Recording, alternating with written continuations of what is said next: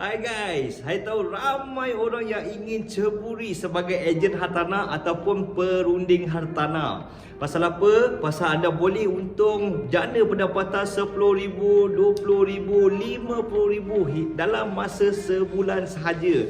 Tapi sebelum anda menjadi perunding hartanah, saya ada 5 perkara penting yang patut anda tahu diambil kira juga, okey? Supaya anda tidak ditipu oleh agensi lain dan tidak menyesal di kemudian hari. So sebelum saya mulakan perkongsian saya minta bantuan anda tolong subscribe, tolong tekan loceng dan saksikan video ni sampai habis.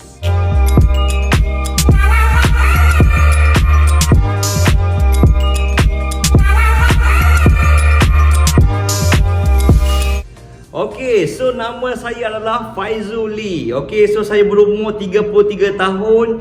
Alright, so berpengalaman selama 2 tahun lebih sahaja di industri hartanah. Okey, so saya pernah berkhidmat di agensi lain dan sekarang saya berada di agensi baru. So ada beberapa perkara membuatkan saya ubah tukar ke agensi baru. Okey, so saya akui di agensi lama saya belajar banyak sangat tentang ilmu-ilmu hartanah, dunia-dunia hartanah dan juga pelabur-pelabur hartanah. So di situ juga membuatkan saya buat satu impact yang sangat besar demi masa depan saya sebagai career sebagai perunding hartanah. So hari ini saya nak kongsikan beberapa tips supaya anda tidak membuat kesilapan, supaya anda nampak kejayaan hartanah ni adalah kejayaan terakhir untuk diri anda.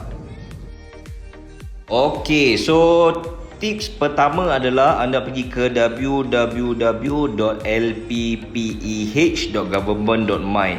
So dekat sini anda boleh nampak agensi-agensi yang berdaftar, ejen yang berdaftar. So apa maksud LPPEH adalah Lembaga Penilai Pentafsir Ejen Harta. So untuk nak search anda kena tekan button yang 3 ni.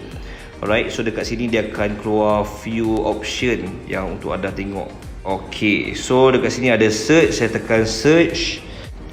Alright, dekat sini ada few option. So search for firm ni adalah search agency yang berdaftar. Search for negotiator ni adalah search agent itu adalah berdaftar ke tak. Okey, so bagi saya akan tekan search for firm. So dekat bawah ni dia ada state. So hari ni jika anda di Johor, Kedah ke Kelantan, anda tekanlah state yang anda nak buat. So macam saya akan buat di Melaka. So tekan Melaka, anda tekan search. Okey, so dekat sini ada 33 result yang agensi berdaftar di Melaka. Alright, so kat sini memang banyak agensi. Anda boleh call, anda boleh pergi ke office-nya untuk tengok agensi tu berkembang pesat ataupun tidak. So ataupun agensi tu aktif ke tidak aktif. So dari sini anda boleh tengok memang banyak agensi. So tak tahu macam mana nak pilih, betul tak? So ini pun main peranan. So kenapa kita kena pilih agensi yang bergiat aktif? Kerana mereka ada banyak projek dan banyak listing subsale supaya anda bila masuk dalam bidang ni lebih cepat untuk berjaya di industri tu. Okey, so selepas anda pilih beberapa syarikat yang anda rasa ada potensi, so tips nombor 2 adalah bagaimana nak tahu syarikat tu berkembang pesat, maksudnya maju. Okey, so saya akan menggunakan platform seperti Facebook. Saya akan search company tu, syarikat tu berapa giat aktifnya. Okey, so nombor 2 saya akan menggunakan platform yang paling powerful adalah platform Google. So dari Google ni anda boleh tahu latar belakang tentang syarikat tu dan berapa besarnya syarikat tu dan berapa jumlah ejen yang ada dan apa projek yang diorang sedang jual. Lepas anda membuat kajian tentang syarikat tu dan anda rasa yakin dengan syarikat tu, okey, so apa tips nombor 3 adalah saya nak anda mencari ejen hartanah itu sendiri. Tanya tentang pengalaman selama dia berkhidmat di agensi tu dan berapa tahun dia telah berkhidmat. Tanya tentang suasana, culture tentang syarikat tu. So apa training yang diprovidekan, apa activities yang disediakan dan segalanya supaya membuatkan diri anda lebih yakin 100% yang syarikat ni boleh membuatkan anda lebih berjaya dari sekarang.